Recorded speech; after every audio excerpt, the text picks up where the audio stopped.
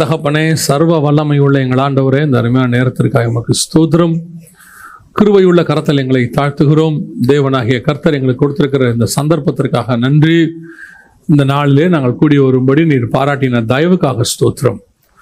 ஆண்டவரே, நீர் எங்களோடு கூட இடைபடுவீராக, பேசுவீராக. எங்கள் ஆண்டவர் இயேசு கிறிஸ்துவின் நாமத்தில் பிதாவே, அல்லேலூயா. கலாத்தியர் 4:19 வாசிங்க. என் சிறு பிள்ளைகளே, கிறிஸ்து உங்களிடத்தில் உருவாகும் அளவும் உங்களுக்காக மறுபடியும் கர்ப்பவேதனைப்படுகிறேன். இது வசனம் விசுவாசிகளுக்கு பவுல் எழுதக்கூடியது. பொதுவாக இயேசு கிறிஸ்துவினுடையதான மறுபடி பிறத்தல் அப்படிங்கிற ஒன்று இருக்கு. நம்ம எல்லாருக்கும் தெரியும். நாம் இயேசு முதலாவது பிறந்தார் என்பது நாம் எல்லோரும் அறிந்ததான ஒரு விஷயம். அது சரித்திரபூர்வமாக மாம்சத்தின்படி இருக்கிறது. அந்த பிறப்பை குறித்து முக்கியத்துவத்தை விட கிறிஸ்து நமக்குள் மறுபடி பிறக்கிறது தான் ரொம்ப முக்கியமான ஒரு விஷயம். கிறிஸ்து நமக்குள் மறுபடி பிறக்கணும். நாம மீண்டுமாக மறுபடி பிறத்தல், born again அப்படின்னு சொல்லுவாங்க. ஆனா இந்த இடத்துல பவுல் சொல்லும் பொழுது விசுவாசிகளுக்கு எழுதுறார். அதாவது ஒரு நான் பிலிவரா மாறுறது தான் மறுபடி பிறத்தல். பழைய பாவங்களை விட்டு நம்ம திரும்பி வர்றதுக்கு பிறகு தான் born again அப்படின்னு நம்ம சொல்லுவோம். ஆனால் இந்த இடத்துல பவுல் சொல்லும் பொழுது கலாத்தியருக்கு எழுதுறாரு. ஏற்கனவே அவங்ககிட்ட சத்தியத்தை சொல்லி அவங்க எல்லாம் பின்பற்றி அவங்க நல்ல சத்தியத்துக்குள்ள இருக்கிறவங்களா இருக்கிறாங்க. அப்படி இருக்கும் பொழுது அவங்கள பார்த்து பவுல் சொல்லக்கூடியதான ஒரு வார்த்தை, என் சிறு பிள்ளைகளே, கிறிஸ்து உங்களிடத்தில் உருவாகும் அளவும் உங்களுக்காக மறுபடியும் கர்ப்பவேதனைப்படுகிறேன். இப்போ கிறிஸ்து உருவாகும் அளவும் அப்படின்னா என்ன அர்த்தம்? இவங்களுக்குள்ள உபதேசம் இருக்கு, இவங்களுக்கு தெரியும், சத்தியம் எல்லாம் தெரியுது.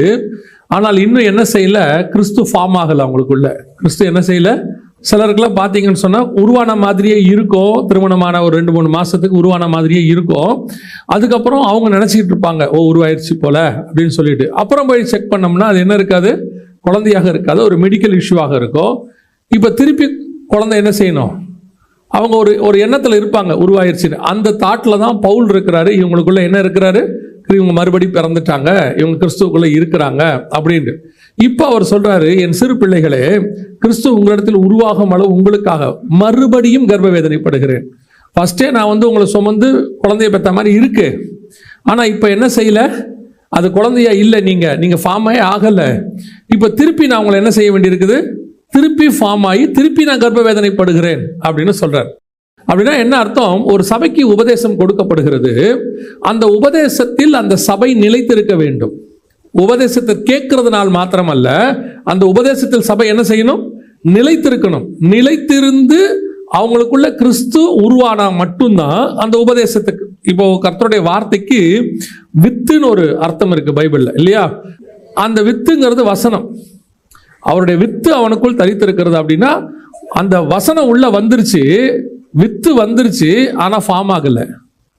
இப்ப கிறிஸ்து பவுல் வழியாக உபதேசம் எங்க வந்துருச்சு? கலாத்தியருக்குள்ள வந்துடுச்சு. ஆனா என்ன செய்யல? குழந்தை ஃபார்ம் ஆகல. இப்போ வித்துல பிரச்சனை இல்லை, அந்த வசனத்துல என்ன இல்லை? பிரச்சனை இல்லை. நிறைய நேரத்தில் பார்த்தீங்கன்னு சொன்னா கர்ப்பப்பையில கொஞ்சம் பிரச்சனை இருக்கும். பாலிசிஸ்டி ஓவரிம்பாங்க, இந்த மாதிரி நிறைய விஷயங்கள்லாம் இருக்கும். குழந்தை ஃபார்ம் ஆகாதுன்னு சொல்லுவாங்க. மெடிக்கல் இஷ்யூஸ் இருக்கும். அந்த மாதிரி இங்க வித்துல பிரச்சனையே இல்லை, கிறிஸ்துவின் வார்த்தையில என்ன இல்லை? பிரச்சனை இல்லை. ஆனா இந்த வசனம் ஃபார்ம் ஆகிற அளவுக்கு, மனவாட்டியாகிய சபைக்குள்ள கர்ப்பத்தை தாங்குற அளவுக்கு, அந்த வசனத்தை தாங்குற அளவுக்கு இங்க பலன் இல்லை. இவர் நினைச்சுக்கிட்டாரு வசனம் நல்லா ஸ்ட்ராங் ஆயிருச்சு, கலாத்தியருக்கு ரொம்ப நல்லா இருக்கிறாங்க அப்படின்னுட்டு. ஆனா பார்த்தா அவருக்கு கேட்கிற செய்தி என்னன்னு பார்த்தா எல்லாம் நான் பிலீவருக்கு நடக்கிற சம்பவங்கள் கலாத்தியருக்குள்ள நடக்குது. இப்போ அவர் சொல்றாரு, உங்களை திருப்பி நான் பெற்றெடுக்க வேண்டி இருக்குது, நான் நினைச்சிட்டேன் எல்லாமே உங்களுக்குள்ள முடிஞ்சிருச்சுன்னு. இது கலாத்தியருக்கு மட்டும் பொருந்தாது, இது இன்னைக்கு உள்ள அநேக சபைகளுக்கு பொருந்தும். சபை என்று சொன்னால் நான் சொல்லக்கூடியது கட்டடத்தை அல்ல, நம்மை சொல்றேன். நமக்கு பொருந்தும். நமக்குள்ள வசனம் வந்துருச்சு, அந்த வசனம் உருவாகி இருக்குதா? அந்த வசனத்தினால் வரக்கூடிய பிள்ளை நமக்குள் பெற்றெடுக்க முடியுதா? அதான் இங்க முக்கியம். இது அது இல்லை. இப்போ இங்க அதான் பிரச்சனையே. இப்போ இவர் பார்க்கிறார், உங்களுக்குள்ள மறுபடியும் உருவாகும் அளவு நான் கர்ப்பவேதனைப்படுகிறேன். அப்போ இந்த பிள்ளை மீண்டும் பெற்றெடுப்பதற்கு நான் என்ன செய்யணும்? கர்ப்பவேதனைப்படுகிறேன்னா திருப்பி பிள்ளையை பெற்றெடுக்க விரும்புகிறார். அப்போ இந்த பிள்ளை திருப்பி பிறப்பதற்கு நான் என்ன செய்யணும் அப்படின்னு சொல்லி இந்த வசனத்தை வாசிச்ச போது ஒரு சில காரியங்களை ஆவியானவர் உணர்த்தினார். முதலாவது வாசிங்க. தன் முதல் பேரான குமாரனை பெருமளவும் அவளை அறியாதிருந்து அந்த குழந்தை ஃபார்ம் ஆகி பிறக்கிற வரைக்கும், இயேசு கிறிஸ்துவை பற்றி தான் அங்கே வசனம் சொல்லுது, அந்த குழந்தை ஃபார்ம் ஆகி பிறக்கிற வரைக்கும் அவன் அவளை அறியாதிருந்தான். அதோட அர்த்தம் என்ன அப்படின்னு சொல்லி கேட்டீங்கன்னு சொன்னா, இப்போ மரியாளுக்குள் உண்டாயிருப்பது பரிசுத்தாவியினால் உண்டானது, பரிசுத்தமானது. இந்த பரிசுத்தமானது வயிற்றுக்குள்ள இருக்கும் பொழுது அவன் அவளை அறியாதிருந்தான். இன்னும் கொஞ்சம் நான் ஒருபடி மேல போய் சொல்றேன். கிறிஸ்துவின் பரிசுத்தாவின் வித்து இப்ப இருக்கு, வசனம் இருக்கு, வார்த்தையாகிய வசனம் வந்துருச்சு உள்ள மரியாள் கர்ப்பத்துக்குள்ள. இப்போ மனுஷனுடைய வித்து உள்ள என்ன செய்யக்கூடாது, போகக்கூடாது. அவன் அவளை அறியாதிருந்தான். அப்ப என்ன அர்த்தம்? பரிசுத்தாவினுடைய வித்தும் மாம்ச வித்தும் ஒன்னா சேரக்கூடாது. அப்படி சேர்ந்தா என்ன ஆகும்னு கேட்டீங்கன்னா, இந்த மாம்ச வித்தும் பரிசுத்தாவி வித்து ஒன்னா சேரும்போது மாம்ச வித்து பரிசுத்த வித்தா மாறாது, பரிசுத்த வித்து மாம்ச வித்தா மாறிடும். நான் சொல்றது உங்களுக்கு புரியுதா? இன்னும் கொஞ்சம் உங்களுக்கு புரியும்படி சொல்றேன். 1 யோவான் 3ஆம் அதிகாரத்துல காயினை குறித்து சொல்லும் பொழுது ஒரு வசனம் சொல்லுது, பொல்லாங்கானால் உண்டாயிருந்த காயின்னா என்ன அர்த்தம்? 4ஆம் அதிகாரம் 1ஆம் வசனம், ஆதியாகமத்தின் புஸ்தகம். ஆதாம் தன் மனைவியாகிய ஏவாளை அறிந்தான். வசனம் தெளிவா இருக்கு. காயின் பிறக்கிறதுக்கு ஆதாம் ஏவாளை அறிந்தான் வசனம் இருக்கு. ஆனால் 1 யோவான் 3 சொல்லுது 12, பொல்லாங்கானால் உண்டாயிருந்த தன் சகோதரனை கொலை செய்த காயினை போல. அப்படின்னா என்ன அர்த்தம் அப்படின்னு கேட்டா, ஆதாம் ஏவாளை அறிந்தார், மாற்று கருத்து கிடையாது. ஆனா அதுக்கு முன்னாடி சர்பத்தினுடையதான வார்த்தை யாருக்குள்ள போயிருச்சு? ஏவாளுக்குள்ள போயிருச்சு. இங்க மாம்சத்தின் வார்த்தை உள்ள போயிடுச்சு. ஆதாமும் ஏவாளும் பரிசுத்தமானவர்கள், அதுல மாற்று கருத்தே இல்லை. கரெக்ட் தானே? ஆதாம ஏவாளும் பரிசுத்தமா, கர்த்தர் படைக்கும் போது சுத்தமா தான் படைக்கிறார். அப்படி இருக்கும் பொழுது உள்ளுக்குள்ள என்ன வந்துருச்சு? மாம்சம் வந்துருச்சு, பிசாசினுடைய வார்த்தை. இப்படி வச்சுக்கோங்க, பிசாசினுடைய வித்து. கர்த்தருடைய வார்த்தை கர்த்தருடைய வித்துனா பிசாசினுடைய வார்த்தை பிசாசின் வித்து வந்துருச்சு உள்ள. இப்போ பரிசுத்தம் உள்ளதும் கர்த்தருடைய வார்த்தையும் இருக்கு இவங்ககிட்ட. அதே நேரத்தில் பிசாசுடைய வார்த்தையும் சேர்ந்து வந்துருச்சு. ரெண்டும் சேர்ந்து வரும் பொழுது பிறக்கிறது பரிசுத்தமாய் இல்லை, பிறக்கிறது என்னவா இருக்குது? பொல்லாங்கானாய் இருக்கிறது. நாம் சபைக்குள்ளே கர்த்தருடைய வார்த்தையை கேட்கிறோம், கர்த்தருடைய வசனத்தை கேட்கிறோம், மாற்று கருத்து இல்லை. ஆனால் இதோடு கூட நம்முடைய தேவ சித்தத்தோடு சுய சித்தம்னு ஒன்று கலக்குது பார்த்தீங்களா? மாம்சம் கலக்குதுல்ல. அப்படி கலக்கும் போது உங்களுக்குள்ள இருந்து பிறக்கக்கூடியது கண்டிப்பாக மாம்சமாய்த்தான் இருக்கும், அது பரிசுத்தம் ஆகாது. அதனால தான் ஆண்டவர் சொல்வாரு, பழைய துருத்தியோட புது ரசத்தை என்ன பண்ணக்கூடாது? இணைக்க கூடாது. பழைய துண்டோட புது கொடி துண்டு என்ன செய்யக்கூடாது? இணைக்க கூடாது. ஒன்னு பரிசுத்தமானா பரிசுத்தமானதே இருக்கணும், அல்லது மாம்சம் போனா, ஏன் மாம்சம் போலான்றீங்களா? இப்படி ரெண்டு மிக்ஸ் ஆகிறதுக்கு ஒன்னு அப்படியே போயிடணும். ஏன்னா பைபிள் அப்படித்தான் சொல்லுது, ஒன்னு அனலாவது இல்ல குளிராவது. இல்ல குளிரா இருக்க சொல்றீங்களா? இல்ல நீ அனலும் குளிருமா இல்லாம இருக்கிறதுக்கு ஒன்னு அனலா இருந்துரு, இல்ல குளிரா இருந்துரு. ரெண்டு மிக்ஸ் ஆகும்போது என்ன ஆகும்னு கேட்டீங்கன்னா, சில நேரத்தில் அது உங்களை ஏமாத்திரும். நீங்க அனலா இருக்கிறீங்க நினைச்சுக்கிட்டே இருப்பீங்க, ஆனா உள்ள என்ன செய்யும்? சில நேரத்தில் ஒரு சிலருக்குலாம் பார்த்தீங்கன்னா உள்ள ஜுரம் அடிக்கும், வெளியே தெரியாது. அவங்க சொல்லுவாங்க எனக்கு ஜுரம் அடிக்குது அப்படின்னு, தொட்டு பார்த்தா சில்லுன்னு இருக்கும், ஆனா உள்ளுக்குள்ள அவங்களுக்கு டெம்பரேச்சர் இருக்கும். அது உடுக்கில் உண்மையில ரொம்ப கொடுமையான நேரம். உங்களுக்கு வெளியவும் சூடு உள்ளவும் சூடு இருந்தால் பிரச்சனை இல்லை, தெரியுமா உங்களுக்கு? சிலருக்கு மட்டும் அப்படி இருக்கு, உள்ள வந்து நல்ல ஜுரம் அடிக்கும், வெளியே சில்லுன்னு இருக்கும். அவங்க சொன்னா உலகம் வேற நம்பாது, நீ சும்மா கதை விடுற அப்படிம்பாங்க. தொட்டா சில்லுன்னு இருக்கும். அந்த அம்மாவுக்கு மட்டும்தான் அந்த வேதனை தெரியும், அந்த ஐயாவுக்கு மட்டும்தான் அந்த வேதனை தெரியும். ஏன்னா உள்ள இவ்வளோ கொதிக்குது, அப்படியே பாடி பயங்கர டயர்டா இருக்கும். வெளியில பார்த்தீங்கன்னா நார்மலா இருக்கிற மாதிரியே இருக்கும். அதே மாதிரி தான் ஒன்று ஆவியில இருந்துச்சுன்னா பிரச்சனை இல்லை, இல்ல பாவத்தில் இருந்துட்டா கூட திருத்திடலாம், நீ பாவத்தில் இருக்கிற அப்படின்ட்டு. இந்த அனலும் குணமும் சேர்ந்து இருக்கு பார்த்தீங்களா, அது ஆபத்தை உண்டாக்கிடும். அதே மாதிரி தான் பரிசுத்தம் உள்ளதோடு கூட அசுத்தமானதை என்ன செய்யக்கூடாது? கலக்கக்கூடாது. தேவனுடைய சாயலோடு கூட மனுஷ சாயலை கலக்கக்கூடாது. தேவ வித்தோட பிசாசின் வித்தை கலக்கக்கூடாது. அதான் அங்க சொல்லுது. இப்ப இங்க வசனம் சொல்லுது, அவள் பெற்றெடுக்கும் அளவும் அவன் அவளை அறியாதிருந்தான். இப்ப என்ன அர்த்தம்? பரிசுத்தத்துக்குள்ளதையும் மாம்சத்துக்கு. இப்ப யோசேப்பு பாவின்னு அர்த்தம் இல்லை, அவன் நீதிமான். நல்லா புரிஞ்சுக்கொள்ளுங்க, அவன் நீதிமான். ஆனா இருக்கிறது அதை காட்டிலும் பரிசுத்தமானது. புரியுதா உங்களுக்கு? பல நேரங்களில் நாம என்ன செய்யறோம்? ஆவியில தான் எல்லா காரியத்தையும் செய்வோம், ஆவியானவருடைய செஷன் செய்வோம். சில நேரத்தில் மாம்சத்தையும் என்ன பண்ணிடுவோம்? உள்ள கலந்துருவோம். பல நேரத்தில் என்ன ஆகுதுன்னு கேட்டீங்கன்னா, நமக்கு பிடிக்குது, நமக்கு அது பிடிக்குது. இப்ப நம்ம என்ன பண்றோம்? உள்ளுக்குள்ள பரிசுத்தமானது உருவாகி இருக்கு, எனக்கு ஒரு தரிசனம் இருக்கு, எனக்கு ஒரு ஓட்டம் ஓடுது. சில நேரத்தில் என் தாட் எங்க போய் லிங்க் ஆயிடுது? மாம்சத்தில் லிங்க் ஆயிடுது. இப்ப என்ன ஆகும்னு கேட்டீங்கன்னா, இந்த பரிசுத்தமானதோடு இது வந்து பாவம்னு சொல்ல முடியாது. ஆனா அது இந்த சித்தத்தோட இந்த தரிசனத்தோட அது ஓடாது. அதனால தான் ஆண்டவர் என்ன சொல்றாரு, ரெண்டுத்தையும் மிக்ஸ் பண்ணாதேங்கிறார். அப்போ கிறிஸ்து உருவாகும் அளவும் தேவ சித்தத்தோடு மனுஷ சித்தத்தை கலக்கக்கூடாது. நான் பாவத்தோடுன்னு சொல்லல, தேவ சித்தத்தோடு எனக்கு நல்லா இருக்கிற எல்லாமே கிறிஸ்துவுக்கு ஒத்து போகும்னு சொல்ல முடியாது. எனக்கு ஓகேவா இருக்கிற எல்லாமே தேவனுக்கு ஓகேவா இருக்குன்னு சொல்ல முடியாது. சொல்றது புரியுதா? யோசேப்பு என்கிற நீதிமானா இருந்தாலும் மரியாளுக்குள்ள இருக்கிறது பரிசுத்தமானது. அதோடு கூட இந்த நீதிமானுடைய வித்து என்ன செய்யக்கூடாது, கலக்கக்கூடாது. அதனால்தான் வசனம் சொல்லுது, அவள் பெற்றெடுக்கும் அளவும் அந்த தரிசனம் நிறைவேற அளவும் அவன் சித்தம் கலக்கல உள்ள பியூரா காட்ஸ் வில். இப்ப என்ன ஆகுது, இங்க கலாத்தியருக்கு எழுதும் போது உங்களுக்குள்ள உருவாகிட்டே இருக்கு, திடீர்னு நீ கொண்டு வந்து உள்ள என்ன கழிச்சிட்டீங்க. அதனாலதான் 5ஆம் அதிகாரத்தில் எழுதும் போது மாம்சக்கிரியை ஆவியின் கனி ரெண்டுத்தையும் எழுதுறாரு. 5ஆம் அதிகாரத்துல மாம்சத்தின் கிரியும் உங்களுக்குள்ள இருக்கு, ஆவியின் கனியும் உங்களுக்குள்ள இருக்கு. இந்த ஆவியின் கனியும் மாம்சக்கிரியும் போராடி உள்ளுக்குள்ள இருக்க ரெண்டும் என்ன செய்யாது, இங்க போராட்டத்துக்குள்ளே கொண்டு போயிடும். அதான் அவர் சொல்றார். இப்போ ஆண்டவர் சொல்ற அந்த மிக முக்கியமான விஷயம், இது கோர் இவ்வளவுதான். என்ன அப்படின்னு கேட்டீங்கன்னா, பரிசுத்தமானது பிறக்கிற வரைக்கும், அந்த கர்த்தருடைய சித்தம் நிறைவேறுகிற வரைக்கும், பெற்றெடுக்கிற வரைக்கும் உள்ளுக்குள்ள என்ன கலந்துடக்கூடாது, மாம்சம் கலக்காதபடிக்கு எந்த ஒரு விஷயத்தையும், அது மினிஸ்ட்ரியாக இருக்கட்டும், பிசினஸ் ஆரம்பிக்கிறதா இருக்கட்டும், திருமண காரியமா இருக்கட்டும், அல்லது படிப்பு, பிள்ளைக்கு படிப்பு செலக்ட் பண்ணதா இருக்கட்டும், ஒன்று கோரா ஆண்டவர்கிட்ட ஒப்படைச்சிடணும். ஃபுல்லா முழுக்க ஒப்படைச்சு, ஆண்டவரே இது என்ன, அந்த காரியம் நிறைவேற வரைக்கும் நம்ம மைண்ட் செட்டுக்குள்ள இருந்து மாம்சம் உள்ள என்ன செய்யக்கூடாது, கலக்கக்கூடாது. அதான் நான் எப்பவும் சொல்வேன். எனக்கு அதுல என்னை பொறுத்த வரைக்கும் அது ரொம்ப ஈஸியாயிருச்சு. மற்றவங்களுக்கு நான் சொல்வேன் என்ன அப்படின்னு கேட்டா, நிறைய நம்ம படிக்கிறோமா, நிறைய ஞானம் வருதா. இப்போ ஆண்டவர் உங்களுக்கு ஒரு காரியத்தை செய்ய சொல்றாருல்ல, அது செய்ய சொன்ன ஆரம்பிச்ச உடனே ஏற்கனவே உங்களுக்குள்ள ஒரு ஞானம் இருக்குல்ல, இது என்ன பண்ணுனா இந்த தேவ சித்தத்தை செய்யறதுக்கு அது ஒரு ஆலோசனை கொடுக்கும். புரியுதா உங்களுக்கு? அது ஒரு ஆலோசனை கொடுக்கும். இப்ப அந்த ஆலோசனை என்னவாகும்னு கேட்டீங்கன்னா, கர்த்தருடைய சித்தப்படி அவருடைய வழியில் அதை செய்ய கூடாது. விஷயம் கர்த்தர் சொன்னதுதான். உதாரணத்துக்கு சொல்றேன், இப்போ இஸ்ரவேல் ஜனங்களை கானான்ல இருந்து விடுதலை ஆக்கணும், மோசேவை தான் செலக்ட் பண்ணணும். ஆனா மோசேவை அப்படியே அனுப்ப முடியாது. ஏன் முடியாதுன்னா, மோசேக்குள்ள என்ன இருக்கு, எகிப்தின் பிரமாணம் இருக்குது.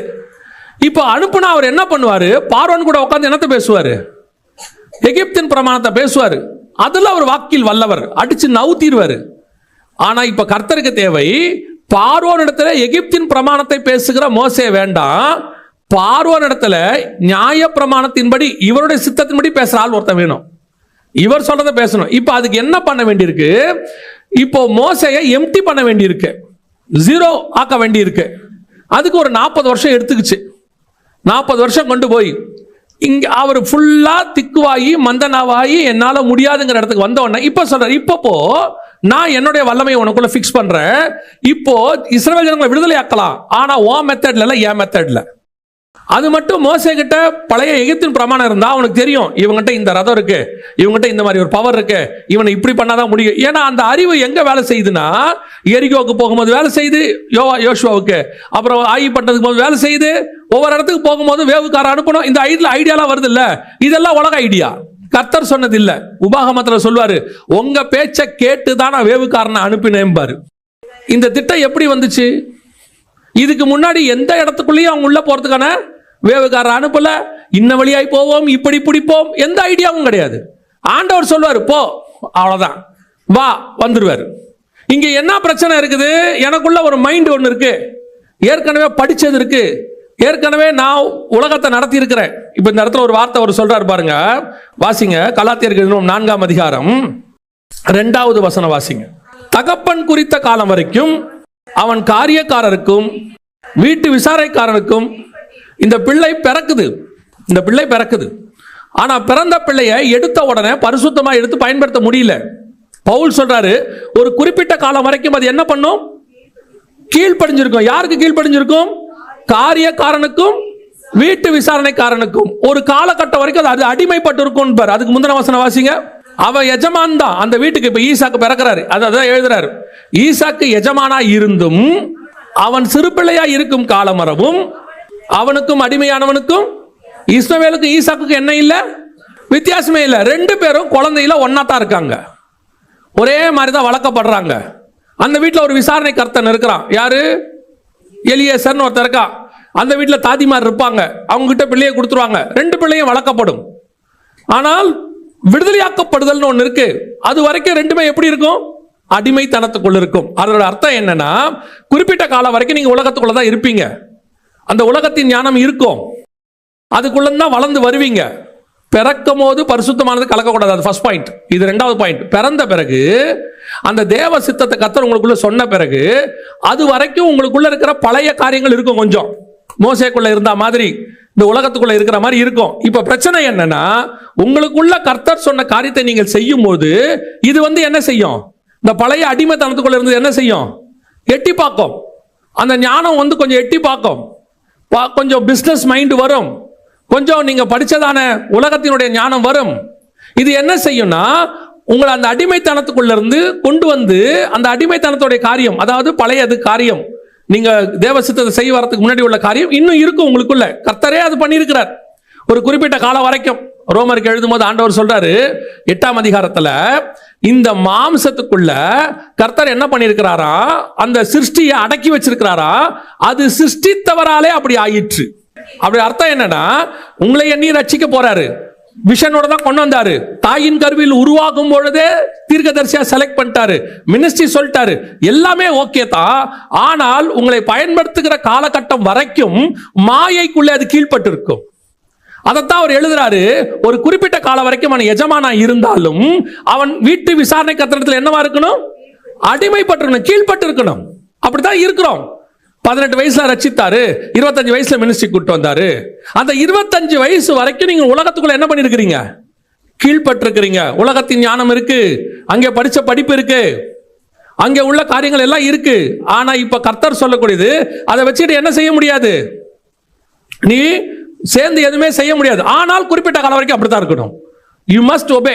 இது இன்னொரு வேர்ஷன்ல நீங்க பாத்தீங்கன்னா, உங்களை கர்த்தர் ஒரு தரிசனத்துக்குள் பயன்படுத்துகிற வரைக்கும் நீங்கள் ஒரு இடத்தில் கீழ்பட்டு இருக்க வேண்டும். உங்களுக்கு விஷன் வந்துடும். சிலருக்கெல்லாம் என்ன பிரச்சனைனா, ஒரு சிலருக்கு தரிசனமே இருக்காது. அவன் தரிசனம் இல்லாம போராடிட்டு இருப்பான். ஒரு சிலருக்கு தரிசனம் இருக்கும், நேரம் வந்திருக்காது, கர்த்தருடைய டைம் இருக்காது. ஆனா கை எப்படி இருக்கும் தெரியுமா? பரபரன்னு இருக்கும். ஏதாவது செய்யணும் ஆண்டவருக்கு, ஏதாவது செய்யணும். ஆண்டவர் சொல்றார், அமைதியாரு, பொறுமையாரு.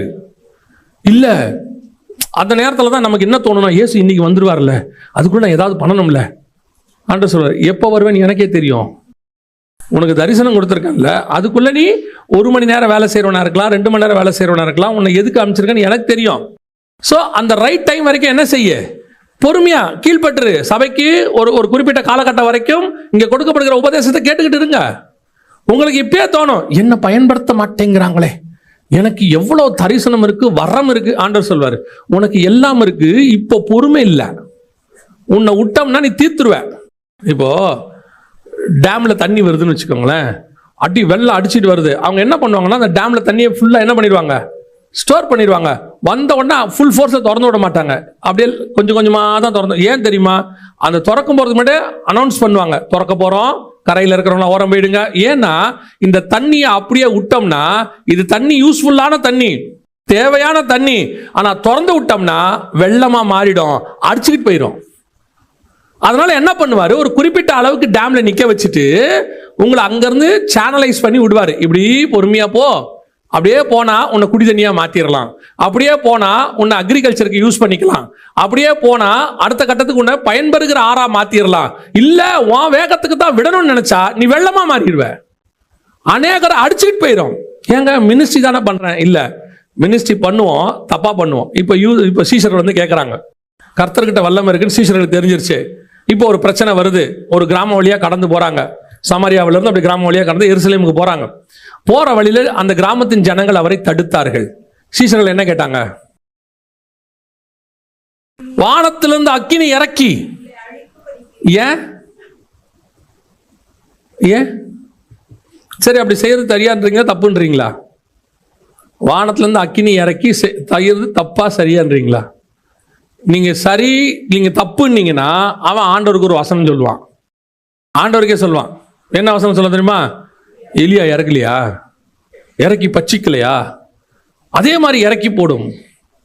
ஆண்டவர் கேட்கிறாரு, நீ என்ன ஆவி உடையவன்? உனக்கு இப்போ வைராக்கியம் இருக்கு. இப்போ என்ன இருக்கு? வைராக்கியம் இருக்கு. நீ யாரு? Full time மினிஸ்ட்ரிக்கு வந்துட்டவன். என் கூடயே 3 வருஷம் நீ டிராவல் பண்ற. உனக்கு வைராக்கியம் இருக்கு. நீ எனக்காக பார்க்குற எல்லாம் நல்லதுதான். ஆனால் உன் ரிசல்ட் ராங்கா இருக்கு. ஒரு ரிசல்ட் என்னவா இருக்கு? நம்ம என்ன நினச்சிக்கிறோம் தெரியுங்களா? எனக்கு மினிஸ்ட்ரி பண்ண ஆரம்பித்த உடனே, அல்லது எனக்கு அந்த அழைப்பு வந்த உடனே, அல்லது தரிசனம் வந்த உடனே எனக்கு எல்லாமே தெரிஞ்சிருச்சு, நவ் வி ஆர் ரெடி அப்படின்னு ஒரு இருக்குல்ல. ஏன் இராணுவத்தில் நீங்கள் உள்ள நுழைஞ்ச உடனே ஒரு துப்பாக்கியை மட்டும் கையில் கொடுத்து இதான் விச, இதை அமுக்குனீங்கன்னா குண்டு சுடும், எடுத்துகிட்டு போங்கன்னு கொடுக்க மாட்டான்? நான் கேட்கறது புரியுதா? அவன் உங்ககிட்ட ஆயுதத்தையே முதல்ல கொடுக்க மாட்டாங்க தெரியுமா? முதல்ல என்ன கற்றுக் கொடுப்பாங்க தெரியுமா? ஒபீடியன்ஸ் கற்றுக் கொடுப்பாங்க. இராணுவத்தில் போனோன்னா ஃபஸ்ட்டு சொல்லி கொடுக்குற பார்ட் என்ன? ஒபீடியன்ஸ். லெஃப்ட் ரைட் போடு, சுத்து, நட, படு, ஏந்திரு, 5 மணிக்கு ஏந்திரி, முடி வெட்டு, இப்படி வெட்டு, இதை சாப்பிடு, அதை பண்ணு. ஏங்க, நான் எதுக்கு வந்தேன் தெரியுமில்ல? எப்படியாவது எதிரி நாட்டை குண்டு போட்டு தொலைத்து தாய் நாட்டுக்கு என்னுடைய வீரத்தை காட்ட வந்திருக்கேன். நீ செய்யறதெல்லாம் இருக்கட்டும், இப்போ முதல்ல நான் சொல்றதை செய். என்ன செய்யணும்? 5 மணிக்கு எஞ்சி சல்யூட் அடி. ஏங்க, எதிரி நாட்டை சுடுறதுக்கும் சல்யூட் அடிக்குது. டே அட்ரா சல்யூட்டு. எதுக்கு கேட்குறீங்க? இப்போ நான் சொல்றதை நீ கேட்டா தான் நாளைக்கு எவனை சுடணும் நான் சொல்லணும், அவனை நீ சுடுவ. இல்லைன்னா நீ என்ன பண்ணுவ? எவனையெல்லாம் சுடணும்னு நினைக்கணுமோ அவனையெல்லாம் சுடுவ.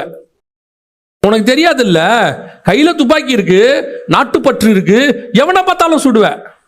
அப்போ அதை ஒரு சேனலைஸ் பண்றாங்க உட்கார வச்சு. அந்த குறிப்பிட்ட காலம் வரைக்கும் நீ அடிமைப்பட்டு இருக்கணும். அது இருக்கும். அப்படியே கொண்டு வந்து சபைக்குள்ள உட்கார வச்சிருப்பார் ஆண்டவர். உங்களுக்கு விஷன் இருக்கும், உங்களுக்கு வரம் கிரிய கூட செய்யும், உங்ககிட்ட இருந்து கர்த்தர் பேச கூட செய்வாரு. ஆனா திறந்து விட மாட்டார். வெயிட். எப்போ வரைக்கும்? ஒரு குறிப்பிட்ட காலகட்டம் வரைக்கும். அவன் சுதந்திரவாளியா இருந்தாலும் எஜமானனா இருந்தாலும் கர்த்தர் குறிப்பிட்ட வசனம் சொல்லுது, தகப்பன் குறிக்கும் காலம் வரைக்கும் அவன் காரியக்காரருக்கும் வீட்டு விசாரணை கர்த்தனுக்கும். வீட்டு விசாரணை கர்த்தனா சபை ஊழியர்கள், பாஸ்டர் இருக்கிறாங்க, இங்க இருக்காங்க. இதுக்கு நீங்க என்ன பண்ணிருக்கணும்? கீழ்பட்டு இருக்கணும். சிலருக்கு வந்து ஏன் நான் செய்யக்கூடாதா, நானும் செய்வேன் அப்படிம்பாங்க. இது வந்து ரிபல்லியன் ஸ்பிரிட். இது என்ன ஸ்பிரிட்? Rebellion spirit. வந்து கேட்கணும். பட் உங்களை பயன்படுத்தணும்னு கர்த்தர் என்னைக்கு சொல்றாரோ அந்த வீட்டு விசாரணை கர்த்தனுக்கு என்ன செய்யணும்? தகப்பன் குறித்த காலம் வரைக்கும் வீட்டு விசாரணை கர்த்தனுக்கு கீழ்பட்டு இருக்கணும். தகப்பனுக்கு கீழ்படுகிறது வேற, அது மஸ்ட். தேவனுக்கு நீங்கள் கீழ்படுகிறது. வீட்டு விசாரணை கர்த்தனுக்கு என்ன செய்யணும்?